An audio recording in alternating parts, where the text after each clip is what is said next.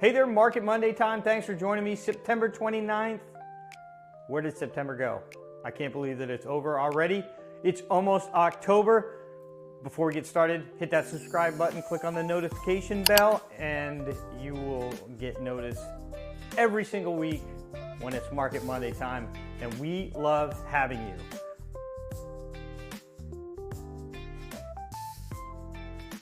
Let's start with supply side, the inventory side of the equation. New listings coming on the market. We've had 2,207 listings come on the market so far this year on Hilton Head Island. That's 65 over the last week. That's up about 11% from this time last year. We were just under 2,000.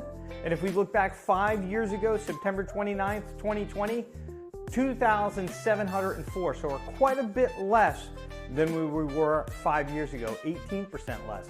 To be, or yes, we're 18% less than where we were 5 years ago.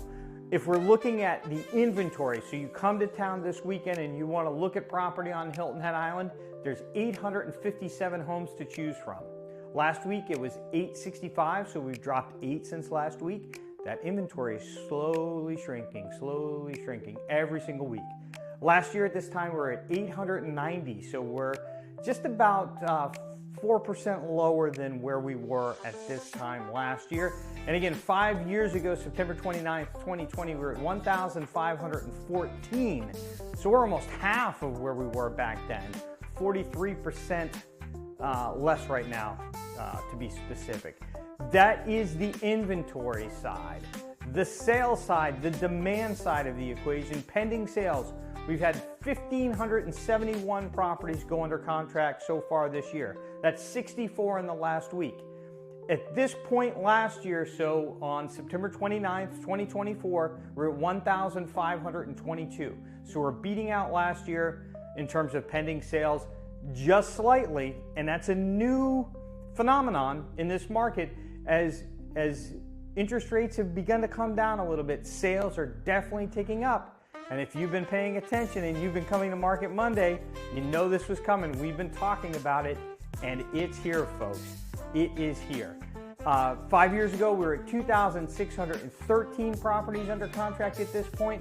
That's 40% higher than where we are right now. The closed sales, 1,507 closed sales so far this year. That's up 43 just this past week, 43 closed sales.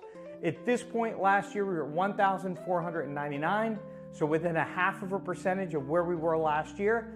And again, on September 29th, 2020, 5 years ago today, we had closed 2,243 sales. That's 33% more than what we've closed so far this year. What does that all do to the absorption rate? It dropped just a little bit from 5 months to 4.9 months. So that's how much inventory we have. Remember, scholars say that up to about 6% is a seller's, or 6 months is a seller's market, right? 6-7 months is about a neutral market.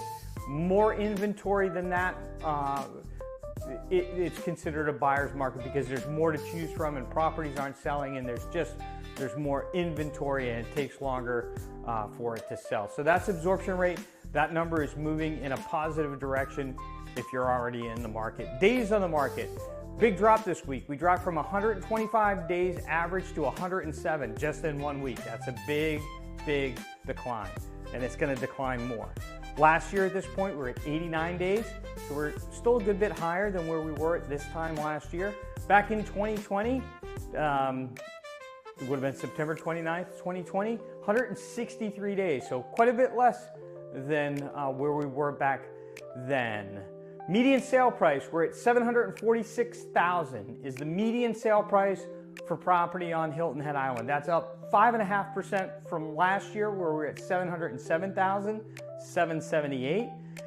And back on September 29th, 2025 years ago, the median sale price was $401,944. We're 86% higher than that. The average rate of appreciation for the last 5 years, the average annual rate of appreciation, an incredible 13.6%. What a return, what a return.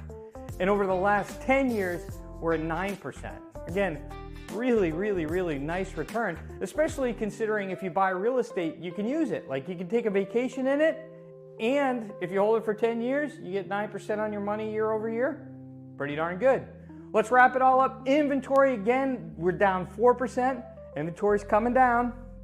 Sales are up just a 0.5% right now, but they're finally up. We're gonna see them continue to go up. Prices are up 5%, and absorption rate is down to 4.9 months. All good things. If you're a seller, that shift that I've been talking about, it's shifted. It's shifting. However you want to say it, it is happening right now. If you've been wanting to do something and you're a potential seller, get your plan together. Make your move. Like, now is the time to make the move. If you're a buyer, I don't know what else to say. I've been telling you this point is coming. I've been telling you about the opportunities. If you think I'm full of it, just know that my wife and I, we put a property under contract this week because it is the time. It is the best time. You will look back 5 years from now and be like, I am so glad I did that. News for the week, the big national news, Compass is buying Anywhere. Anywhere is a conglomerate of companies, many different companies. Some of them you probably know, like Caldwell Banker, Century 21, Sotheby's, ERA, Better Homes and Gardens. They're all part of that Anywhere group. Compass is buying them. They're going to be this gigantic thing. Why?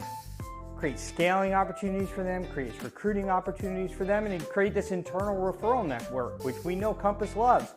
Compass loves to keep it in the house, and they love those referrals. And speaking of referrals, the other big news of the week is Zillow is the target of a class action lawsuit for what they're calling excessive referral fees. I'm part of the Zillow network. I'm a flex agent, and in most of our transactions, we pay a 40% referral fee. It's a lot of money. The Zillow leads are good leads. People trust Zillow. People love their website. But the fees, they are expensive. I'm not saying that they're excessive. The leads are really good. Like, they're really good leads, and they close. And that's the price that they put on them. They should have the right to do that. But I think the thing that will come out of this is the need for disclosure. I think referral fees are something that should be disclosed to all parties involved. So if you have a friend that's a real estate agent and they say to you, hey, you're gonna buy something on Hilton Head Island, let me refer you to an agent, that means that your friend is gonna get paid when you buy something on Hilton Head Island. And I think most consumers don't realize that's gonna happen. And so I think one of the best ways to deal with this is just require that all referral fees go on that closing document. They go on that closing disclosure and everybody knows about them. But it's gonna be one to watch.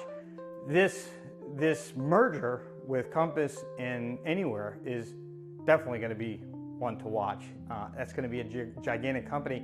And the concern is, I think, with most of these gigantic mergers is, are the consumer gonna have less options? Is that brokerage model, is it going away in favor of these gigantic corporations? I mean, we saw it happen with the banking industry. You know, most of us had always dealt with small local banks, and we've seen the rise of these gigantic banking conglomerates that become too big to fail. Like, are we gonna build real estate companies that are too big to fail? It's really interesting. The pressure that our industry is under right now, I'd say it's under attack. It's from all sides. It's lawsuits. It's these mega mergers. It's really a business that is being disrupted as we speak. And in disruption, there's always opportunity, and that's what I'm most interested in, and I'm always looking out for, is the opportunity, and we're going to report it to you without any fluff, just the truth as we see it, like the market, the local market. We report it to you as we see it. We thank you very much for joining us again, and we'll see you next week. Have a great one.